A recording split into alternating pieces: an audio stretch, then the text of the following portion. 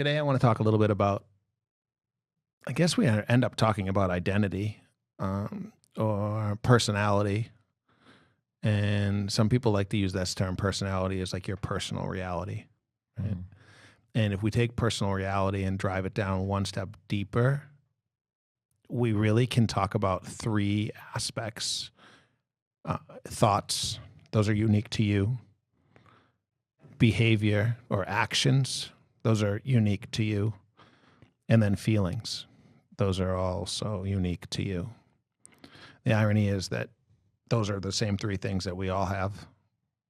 And what I think most people fail to recognize, and I want to kind of bring up and talk a little bit about with you specifically today, is how each one of those can be the driving force in your day. Hmm. So I guess I'll start with kind of the one that everybody probably believes, right? You wake up in the morning, and what's the first thing that happens? You think about your day. You think about yesterday. You think about what's on your social media feed. You think about breakfast.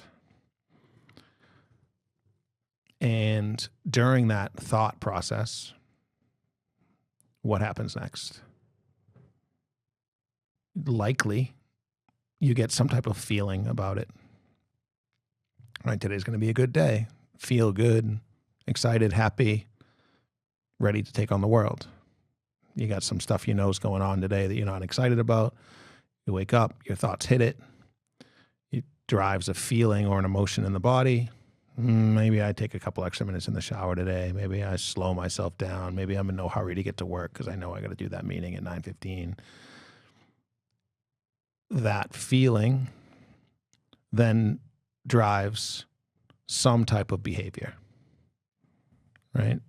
Whether it's just excited, right? How often are you excited and you're almost reckless? You're like, I'm so excited. I'm looking forward to doing this thing today.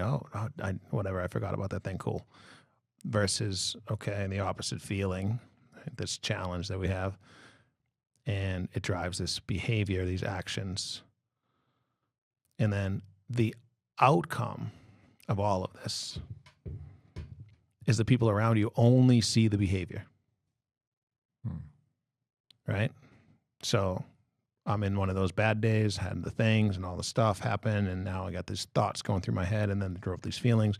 But now here I am with you, behaving in a way that's not typical, or hopefully not typical, right? And what does that do? Now I almost, by default, pass this cognitive triangle over to you.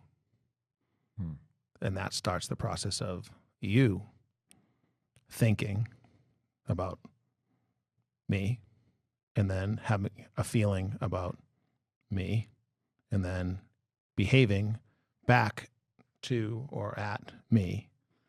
And let's say that it was a little bit extreme. I was doing all of those things in a negative way, and now my behavior outwardly is, well, I know I was upset about all these other things, but now I'm talking to Ryan, and you know what? Ryan does this stuff sometimes that I just dislike, so I'm just going to tell him about it. And now what happens? Now you go through the thought, feeling, action process and come back with whatever. It's not positive. And now we have two people in this negative thought, behavior, emotion triangle. So the cognitive triangle being thoughts lead to feelings, feelings lead to behaviors, behaviors lead to thoughts. And feelings. Yeah, all three of them can be the driver, right? Like I walk in this scenario, I walk in and I've already done the thoughts and the feelings thing, but my behavior is now a driver for you, right? Or, I mean, you walk in and you accidentally kick the table and you hurt your foot. There was no thought involved in that. There was no emotion involved in that. There is now. Right, the emotions, it goes, ow, double ow, because I feel bad. Let's think about why and how bad that happened, right? All of them can drive each other. Does this make sense? Yeah, it seems to be, it's an automatic process in a lot of ways. Thoughts are pretty automatic. I mean, you can generate some thoughts, on your own, I suppose. I guess we'd call that thinking, though. Feelings happen, behaviors happen, right? And so there's something that can view all of that, right? And we've talked about that before, like the ability to be awareness or to like sink into the awareness can kind of see all of that happening. And that to me is a really important skill to be able to see, here are these thoughts right now. And these thoughts can be driving to me in some particular way. I know I've shared this story, but I'm going to share it again because it was for whatever reason was profound to me. But this is a couple of years back now, and I am driving in my car, I think maybe coming home from work, and some person kind of like cuts me off. It was a little bit of a close call, so it sparked some amount of emotion, related to panic or anxiety or whatever. And I remember my thoughts were very very crude, pretty cruel, like, this guy's such a jerk, blah, blah, blah. And that's the PG-13, version. Yes, you said crude and cruel for sure. Yeah. But they were kind of like crude enough for me to make note of that. I'm like, I don't particularly view myself as a crude person. I think I'm pretty reserved, actually. And so these thoughts that came up that I had awareness of in that moment was a little different. And so I remember having a little bit of like an existential thing, kind of being like, oh no, like, is that really who I am? And that question came through. Again, this is like, I don't know, it's probably 7-8 years ago. I mean, it's probably a good amount of time because I've been thinking about this kind of stuff for so long. So we're working on it for so long. But nonetheless, so I'm having all these thoughts, these crude whatever thoughts, and I think, well, is that me? Am I a crude person? Am I mean? Am I this? Am I that? And I was kind of plagued by that for a little while. It wasn't exactly a minute long kind of thought process. It was a little bit of a longer time. And as I do my, now research and start working on it, I come to the conclusion that a lot of those thoughts that popped up were really probably just something my brain had kind of latched onto. I had read something online or I had heard someone say something and the brain took that in. And in a moment that felt right for it, it popped those thoughts out. I had no part in deciding that those came out there, right? I didn't say, let me think of a way to describe this person and then like put mindful action into describing that. They just kind of popped up. And so how could that be me? And I think it sparked my interest in actions, in fact, because I tell this a lot of the time, or share this a lot of the time, that actions are so powerful because they're things that we choose to do, right? For the most part, we can choose. We have behaviors which can be automatic, but we can also have these types of actions that, especially over time, we could be very mindful about. And I think that shares much more about us than certainly our thoughts, but even our words at times. So naturally, you're driving along, you're doing your thing, and you're in a good place, and then boom, this happens, and immediately your brain goes to what? Outwardly aggressive? Mm-hmm. It wasn't very outward. It was actually more. It was thoughts, but yes, inwardly aggressive. Inwardly aggressive. Yeah. Well, maybe were you in the car alone? Mm-hmm. Would it have been outwardly aggressive, you think, if there was someone in the car with you? No. No, you wouldn't have been like that, mother effer. No. No, just curious. No. Which is where I'm kind of like, I think the thing that was troubling to me is that it was inward. And that was, obviously our minds are this space that is personal to us. And so had it been kind of outward, that's kind of part of that could have been an act. It could have been character, it could have been just like, there are things that we do that are more like showy, I guess. I don't know a better way to describe it. Like, I mean, I suppose like sometimes why do you joke with people, right? It's not because you seriously believe that whatever joke you're saying is because you kind of like, you look kind of like the interaction that happens there, right? It's you're being social. And so I think in some ways that could be social, right? To be kind of like, oh, that jerk just cut me off, like, to express that you're angry, right? Which I don't think is necessarily super wrong, but because that took place in my space, in my head, in a place that no one else can see, I think what was hard for me was the fact that that was there when there was no social aspect. It was just me, myself, and I. And so all these like crude, thoughts were popping up. And yeah, I didn't really like that. And, you mentioned, well, can that be a natural reaction? Sure. And it kind of was. But I guess the larger point is a lot of the things that we do are kind of reactionary, and I don't want to be reactionary. That is not my goal in life, because I think a lot of people default to, well, that's just who I am, or well, that's just what I do, right? And in some way, people are choosing that, even if it's automatic. You've still chosen that. You've decided at a period of time that you're going to reinforce this, or that you're going to go without challenging that behavior, in which case that is a choice. And I don't want that for me. I don't want me to be just having no, it's that idea of like an NPC, right? Like it's just like programming. Oh, that's my programming. It's kind of like when people get into arguments, right? And, oh, I didn't mean to say or do that. It's to me, it's like, it feels like a cop out. It feels like you're not taking responsibility. And maybe that's, I don't know, maybe that's a me thing. Maybe that's not exactly true. But I think I value responsibility in a lot of ways. And hey, we could go back as to why that needed to be, it kind of had to be responsible from an early age, right? But when people kind of get into arguments and I don't know why I said that, I just kind of blew up, I was angry, I was this, I was that.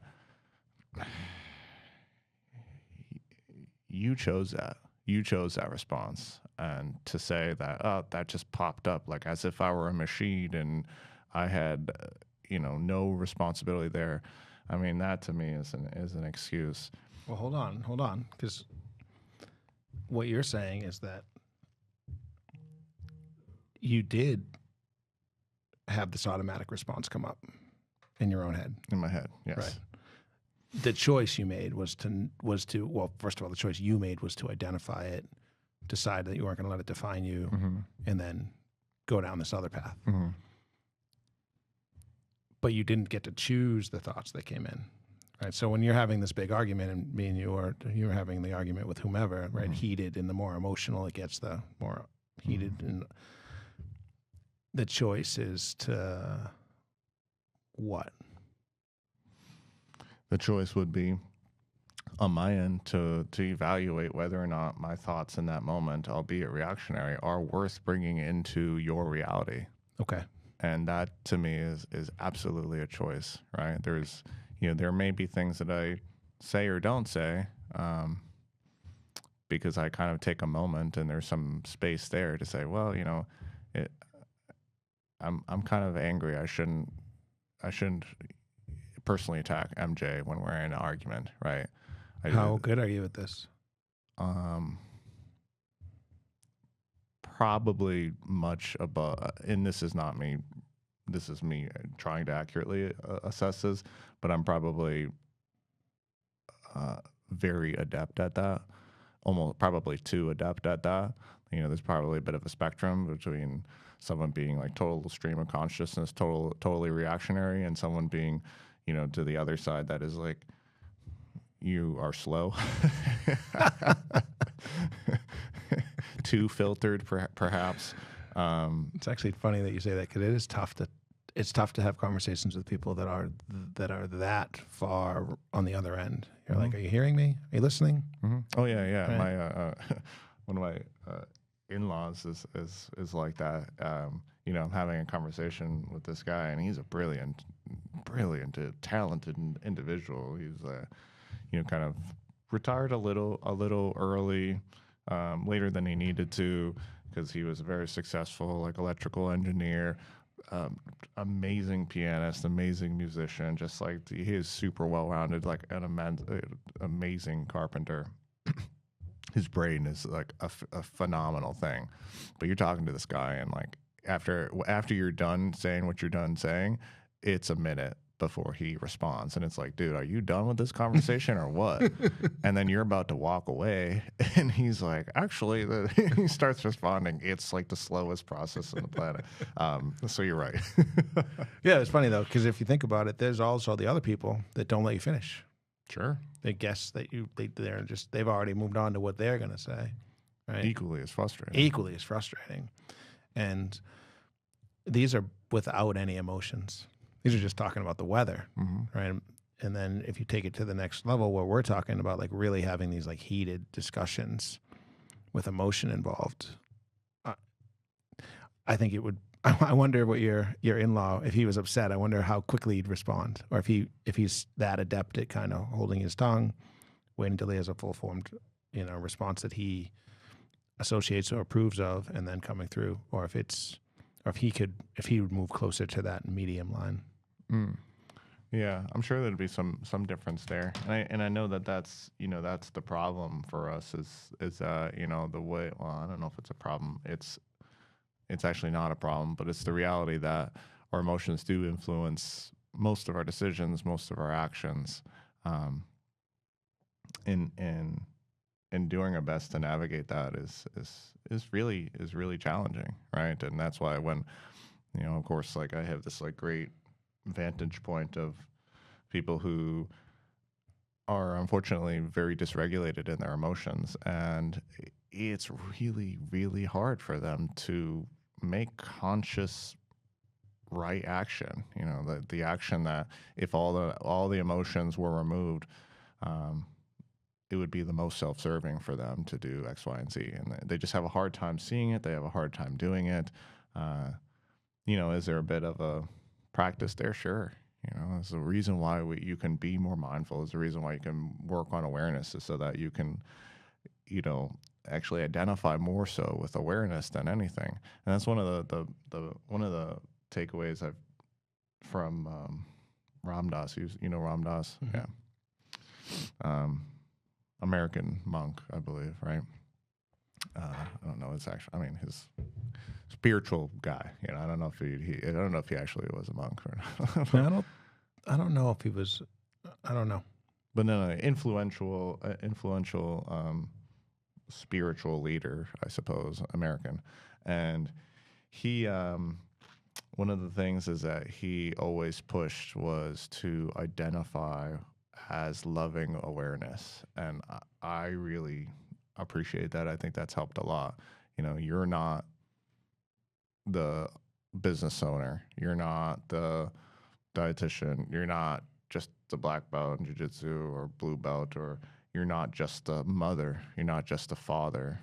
You're loving awareness. And that identity in and of itself is anti-fragile, whereas everything else out there can be very fragile. An athlete, think about that, right? I mean, you know what it's like to be an athlete and then to get injured. You are not an athlete when you're injured in some sense, right? Mm-hmm. You know, you're not living the life of an athlete when you're injured. Despite, I mean, it kind of is, you know, part of it, but in those moments, it's hard, and so it's kind of a fragile identity. And this is why you see, you know, these amazing Olympians. These like they've the most disciplined, dedicated people on the planet, and they're peak at however young, 20-something, you know, years old, and afterwards they really struggle because their whole life has been built upon this foundational identity of being a disciplined athlete who goes and does the work, et cetera, et cetera. But then they lose that because you lose your identities. And, I really do appreciate that identification with awareness, and even, as Ram Dass says, loving awareness, because that one is, you can always be that. I love that. Mm-hmm. Yeah, I don't know what Ram Dass's titles or anything was, but I find he came through on my algorithms quite a bit a while ago. Big fan. Mm-hmm. If you were to identify as loving awareness, then when the thoughts, feelings, and behaviors didn't align with that, could you notice? That's the trick. That's the trick, right? If you're, we all have days, and we all have bad days and good days and all the things, but my question is, like, how do you notice? How do you, like, what do you do when you're noticing that you're so far down the rabbit hole that you're like, man, I want to identify as loving awareness so bad, but right now I just want to freaking kill my contractor. I don't mean that, actually. We're getting along just fine. But, like, I want my identity to be, loving awareness is a great thing, to be calm and thoughtful and loving and intelligent and open-minded and responsive, not reactive. But some days it's just, I'm none of those things, and like, what are the things, how do you check it? How do you, any experience, and like, how do you get yourself back to the identity you want, and not to the identity that's so easily to slip into? Yeah, the identity stuff is so hard. I think it's honestly one of the biggest challenges of being human, especially human in the identity forward society, right? How often do you hear it? Almost every moment. Everything is about identity. Everything is about who I think I am, and trying to then, like, prove who I think I am to people, because it's the second question out of your mouth when you meet somebody. The first one was, what's your name? And you don't listen. And the second was, what do you do? Right? Yeah. And 5 minutes later, you're like, oh, I just met that dude over there. His name was, I don't remember. Oh, he's a this. Right? It's like we teach each other through communication. This is what's important. This is how we identify with other people. Oh, that's Ryan. He's a dietitian. Right? But I've gotten to know you, and there's so much more to Ryan, the dietitian. It's just a tiny piece of your identity. It's almost like even though it's what you spend a lot of your time doing, it's not by any stretch of the imagination who you are. Right. I would say, oh, that's Ryan. He's very knowledgeable about a lot of different topics. He spends a lot of his time helping people. Now that is an identity, but it's not, who are you? What do you do? Right. Yeah, you're right. Yeah. The question, tell me about yourself. And it's like, well, I'm a dietitian. I've been doing this for it's these fragile senses of identity that, I get it. You kind of need that. It's like it's the hardest thing, because it's so functional, right? It's so functional. You need it. You need to have an identity that does its job. The job of an identity or the ego is to, like, to navigate social situations, right? To be in a social context, and to say, well, I can relate to this person because I also had a hard time, in childhood. I also suffered with X, Y, and Z. Wow, that's kind of interesting. So, it's such a crucial tool, but it is just a tool. And, when you start seeing yourself as the tool, right? I think that's a big, big problem. That's it. And so, we need to have these, like, highly functional, healthy identities, but we also need to like have enough space between that to say, well, this is just something that I cultivate, that I pay good attention to, that I keep sharp, that I keep, useful to me, versus I am this thing and it's broken and that's okay. I'm going to be this broken tool and blah, blah, blah, blah, blah. And and when we talk about obviously again, a great vantage point of a lot of these struggles and, eating disorders themselves, almost, 99.9% of it can be boiled down to an identity thing at the bottom line, right? There is that biopsychosocial model, but, what is missed so much is the fact that there is a huge piece of mental health and that realm, I suppose, that is, well, that's just the way I am. That's how I do things, right? It's like the I. Yeah. You said a really great, once you start identifying as the tool, that's when we have the issues, right? And how often, how many stories have you heard about people that worked one job for 65 years and then they retired and then they died? Yeah. Because what they didn't even realize they had done is that had become their identity, who they were, who they are. How many cases of the spouse dies and then they die just right after? Mm-hmm.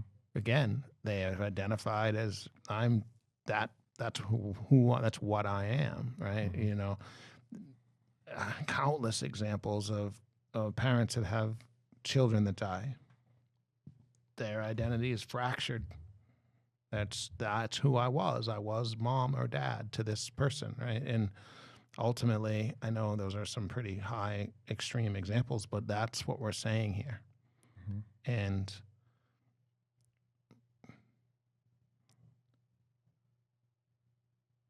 choosing to be able to step back is all I think we're really talking about. Choosing to be able to step back and say, this is the part of my identity that is working for me, that I like. This is the part of my identity that I no longer choose. I don't want that part anymore. And that's what you were able to do.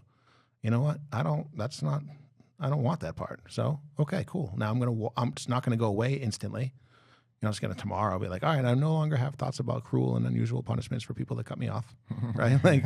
They're still maybe there, right? But now you say, okay, well, that's not who I want to identify as. I don't want to identify as someone that has that or that acts on that. Right. So now when that comes up, you go, cool, that's the thing that happens in my head sometimes. And maybe to bring it back full circle, maybe it doesn't spark the same emotional response that it would for you earlier in your life or from others, right? And it makes it easier for you. Definitely. Yeah. I mean, if I have, as of right now in my journey, if I have thoughts that are a little out there, I just know that they're just thoughts, they're programmed into me somehow, and I don't really have much control over that. And then they pop out whenever they dang well feel like it. I know that you had a moment, you had mentioned your recent struggles and then also not necessarily navigating that in a way that you hope to navigate that. Let's hear about that, if you don't mind. Which one?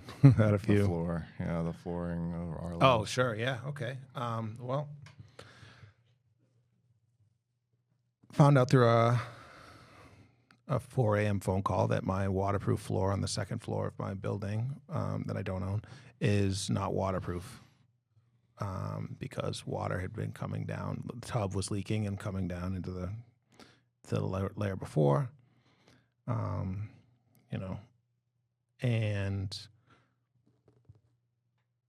I didn't handle that properly. I didn't handle it outwardly with anger, but what I did was I didn't do anything. I was stuck. I cleaned up the water, of course, and I identified where the challenge was coming from, and then I called my contractor and we had a discussion about whether or not the floor was supposed to be waterproof, which it was, according to the contract, and everybody that had ever worked on it for any particular reason knew that that was supposed to be waterproof. But what I'm not really proud of is I didn't really do anything after that. I didn't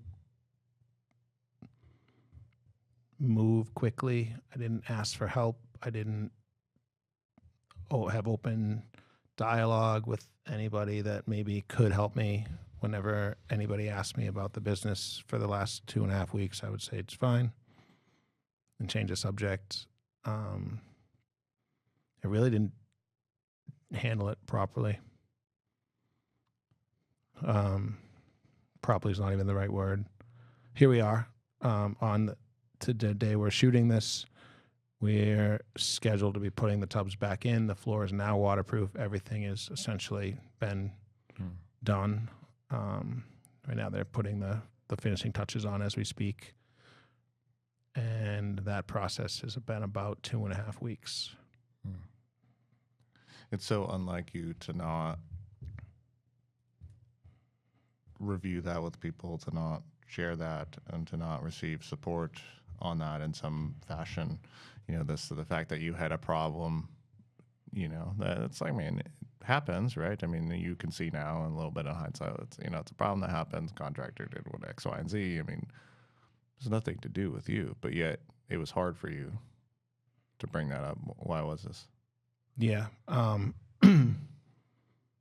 For the last 1.5 years now, I think I've been working on this project, and the success of, in some ways, I tied the success of the project to me as an identity. I have been identifying as Mike, the guy that started our labs, more than Mike, the podcaster, Mike, the friend, Mike, the husband, Mike, the athlete, Mike, the coach. And I think it's because I've spent so much time working on it. So when the challenge came where I knew I didn't have the answers for, I think I didn't want to be questioned on it. I didn't want to, that's a cop-out. I didn't want to have my fragile identity as Mike, the business owner, appear to be unsuccessful.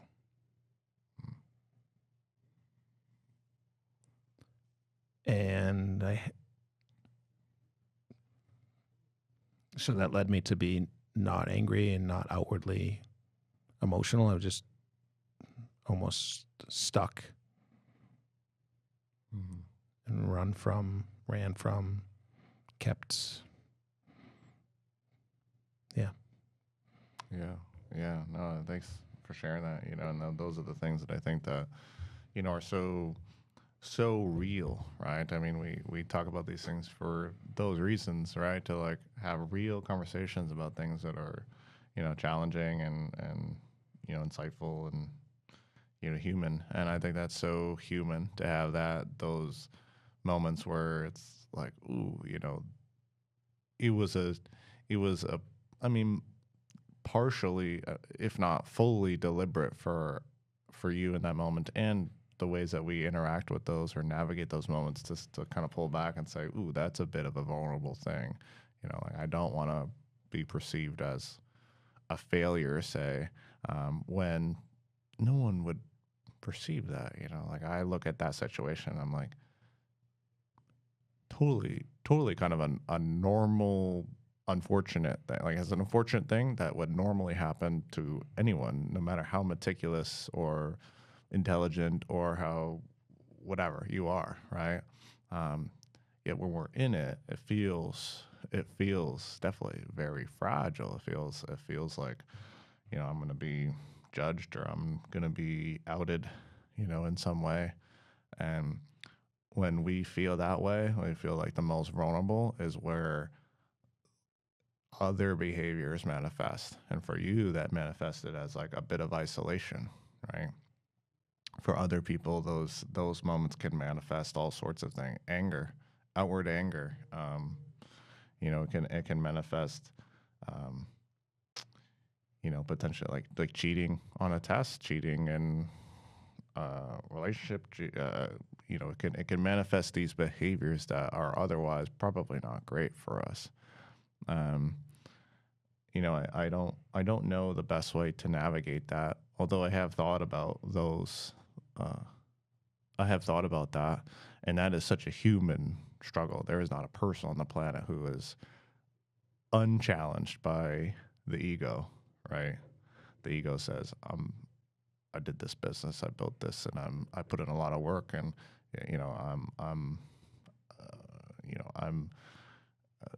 it represents me in some way, right? And if that gets damaged, then I'm not who I think I am, and that's really hard. It's yeah. Thank you. Thanks for asking the question. Personally, first of all, thanks for asking the question. And yeah, you're 100% right. That in the end, all it was my ego. I guess if I'm even being a little bit deeper and more intentional about the thoughts around it, I didn't handle it well, and I haven't been handling it well. I've almost allowed it to take over more of my identity than I think it is worth.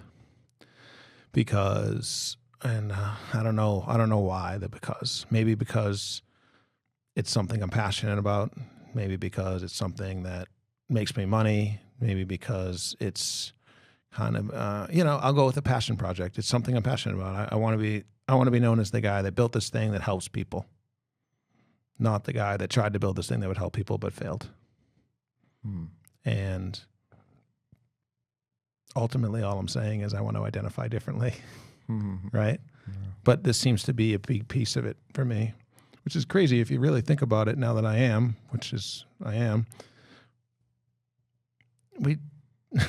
we say things like, "Oh, we're not going to change. We don't change. We can't change." But I did. I added this piece 3 years ago. There was nothing. I was not even a blip on my radar of. Now it's become an all-consuming part of my identity, and when it goes bad, I become reclusive. That's a strange thought. I don't like it. But now that I've thought about it and had you to bring it up to my attention, thank you, and I do mean that. Maybe now I can step back from it.